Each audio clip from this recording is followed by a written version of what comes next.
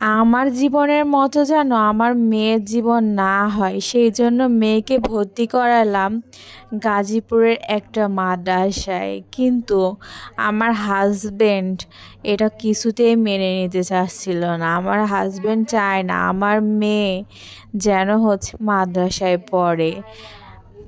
সেই জন্য অনেক ঝামেলা হলো, তবুও আমি আমার মেয়েকে মাদ্রাসায় পড়াতে দিব।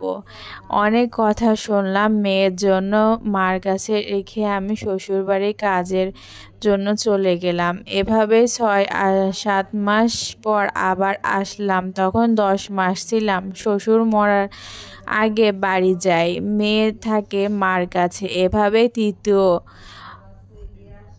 জমাত মেয়ের শেষ হয়। শ্বশুরবাড়ি নিয়ে মহিলা মাদ্রাসায় আবাসিক রেখে আসি হেফজোখানায়। স্বপ্ন মেয়েকে হাফেজা বানাবো, এইদিকে অমানুষটা জমিয়ে পরকীয়া করে অনেকজনের সাথে। আমি তার বাড়িতে কাজের মেয়ের মতো কাজ করে খাই, আর মন চাইলে 1-2 মিনিট কথা কয়। এভাবে সন্তানের সুন্দর ভবিষ্যতের কথা ভেবে নিজের সুখ বাদ দিয়ে জীবন যুদ্ধে আমি আলহামদুলিল্লাহ সফল হয়েছি।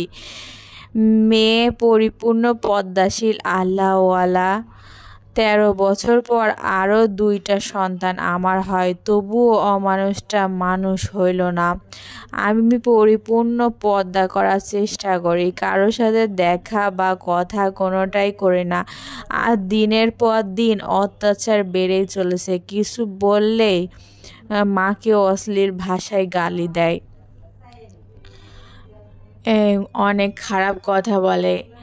কোনো কথাই তার ইয়াজ হয় না। কথায় কথায় বলে তুই চলে যা, তোকে ছেড়ে দেবো। এসব ভাষা শুনলে মন চায় জীবনটা চলে যাক।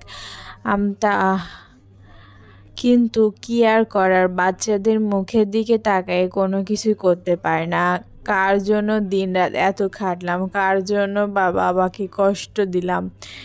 1 লাখ টাকা কাবিনে বিয়ে করেছিলাম, তখন একটা জামা দেওয়ার সামর্থ্য ছিল না। এখন বেতন ভালো টাকা হইলে পরনারী সুন্দর আমাকে এই সামান্য টাকা দিয়ে বিদায় করতে পারবো।